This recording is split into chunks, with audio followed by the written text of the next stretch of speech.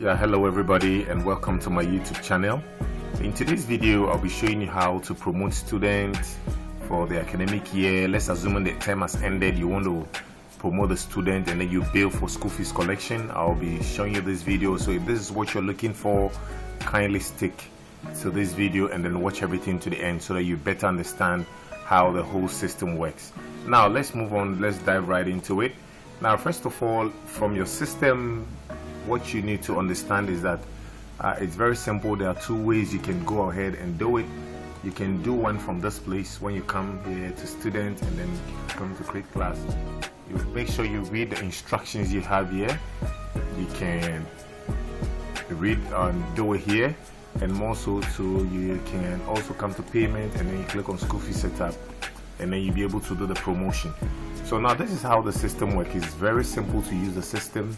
This is how it works. As you can see, I have all my classes listed here, and in my classes I do have my students in these classes. So it's very simple. If to use the system to do the promotion, all you just need to do is you just have to have the names changed. That's all. So this one, if I by the very moment I make it basic 1AAAA, let's just come here and look at something here.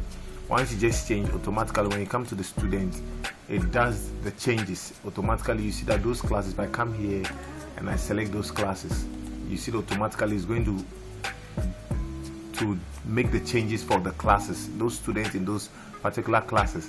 So it's very simple to do the promotion. However, this is how the promotion works. Now let's assume the term has ended. As you can see, the academic session is 2024-2025 term 3. So now we are in a different academic session, so we have to go ahead and create a new academic year, academic session that we can use for the billing. Now I have this from the preschool to the basic 9. Now let's assume my basic 9 student, they have completed. We don't need them anymore in the database. We just go ahead and then this is what you do. I'll add this completed, and maybe let me add a year. Maybe they completed 2025. I don't need them again. It's very simple.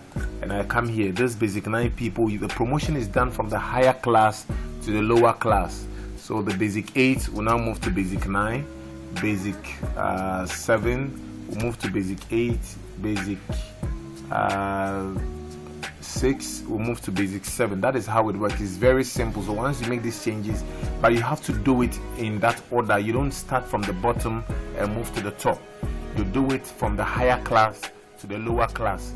So you make the promotion based on the top classes. So that's exactly what I'm doing. So you see, I've already had basic 9. So we've now made an indication to tell them they have completed, and then now we've changed the basic 8 to basic 9, basic 7 to basic 8, basic 6 to basic 7. So this will move to basic 6, basic 5 to basic 6. Now one thing I want you to notice is that you can't have two classes bearing the same name. So for instance, you say I have basic 5 here, I can't have basic 5 again. Let me just change this to basic 5, and I try to move on to the next. It won't work. You see the message I'm getting? It is showing duplicate. It means you can't have duplicate classes. So it means that this class becomes my basic 4. So I will change this. Basic 5 and I'll graduate to basic 6. Basic 4 graduate to be promoted to basic 5. This is basic 4. We have basic 2 will be promoted to basic 3. Basic 1 will be promoted to basic 2, and then KG2 will now move to basic 1. Here we have here basic 1, basic 1 here. And then this will now change to KG2, and then you notice that we don't have KG1 here. That is nursery 2 will now be KG1 here, and then I now have nursery 1 being nursery 2. As you can see, nursery 1 will be now nursery 2, and then my crèche. Now you see the last class I have here will now be the crèche class. The crèche now will now be basic and nursery 1. So you see, now we've done all the promotions. So you can notice that there is one class which is actually missing, which is the crèche class. So we can go ahead and create crèche class for the new admissions or the kids that will be preschool that will be coming to the school. So I've created, you just double click here and then you have this here, then you enter your class name, crèche. right now. So currently you see I now have all my classes listed. So I've done the promotion. So once you do that, automatically when you come here, you'll notice that you have all the classes listed here right now. But if I go ahead and select the crèche class will be empty. Why? Because we don't have any student, we just created another class. But you will notice that all those students that we did the promotion for have been moved. Their names have now been changed. So it's very, very simple to do the promotion. Just remember, the promotion is done from the higher class to the lower class. The higher class to the lower class. Now once I'm done, maybe like I said, these my Form 3s, they have completed school, so we don't need to bill them again for the fee collection. Here, if you come here, they have completed, so I'll just go ahead and disable, so I can come back to payment, and then I can come back to create class here, and then once I come here, I can just simply come here and disable. You see we have active status here, all the classes here are active, so I'll have to make this inactive. So if I go ahead and click on completed here, you see it's active, so I can make it inactive. You see, inactive. So once I uncheck, the class is now inactive. So once it's inactive, when you come here and you come to the school fee setup, you won't see Basic 9 completed 2025 again as part of the list. So once you are done, you go ahead and then we create a new session for the class. So if you look right here, you would notice that we have the academic session for last year. So we now have to disable this one so that we can bill for the new year or new academic year. So you just simply come here and then you come to settings, and then when you come to settings, you come to academic session. Sorry, no, not here. You come to advanced settings, come to academic session, and then you scroll right here. So this is the current session that we are using, but now they have completed. So you make sure that you move the date, the end date. The goal is just to move the end date to a day below the current day. That is just the most important thing. So if you can see the time I'm actually recording this video, we are in August 14th, so I can just move it to August 13th, and if I go ahead and click on update, it's not going to show the current session. It's not going to show the current session. If I come and I come here and I click on make fee payment right here, you'll notice that it's now blank right now. You see it's now blank, and then when you come here too, you'll notice that it's not showing anything. So we now have to create a new academic session right here. Come here, you come to advanced settings, and then you can go ahead and then click on academic session. Now we don't have the 2025-2026.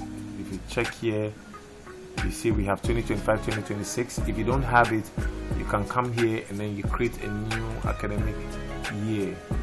You can come here and then create a new academic year here, but since I have it, I'm not going to create it, so I'll just go ahead and then just come here and enter term 1. Term 1, my start date is 9th September.